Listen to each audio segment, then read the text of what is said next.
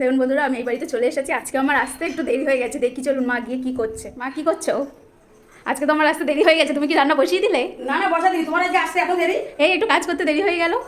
তা আজকে আমাদের কি মেনু করবে? আজকে আমাদের হবে চিকেন কষা। সারা সপ্তাহ যাই খাওয়া না, কিন্তু রবিবারে তো চিকেন না হলে হয় না। রবিবারে দুপুরবেলা এক পিস চিকেন পাতে থাকলে পুরো দুপুরবেলাটা জমে যায়।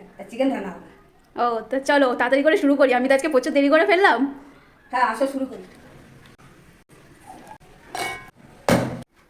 সাদা তেল রান্না করবো। প্রথমে আলু ভেজে নেবো।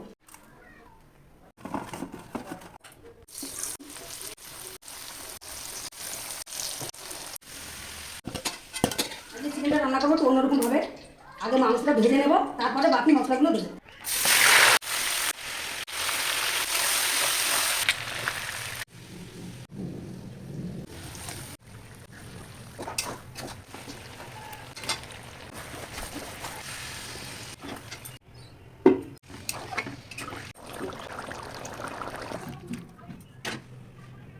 পুরো চিকেন রান্না আজকে খেয়ে বলো কেমন হয়েছে। আজকে একটু অন্যরকমভাবে চিকেনটা রান্না করেছি।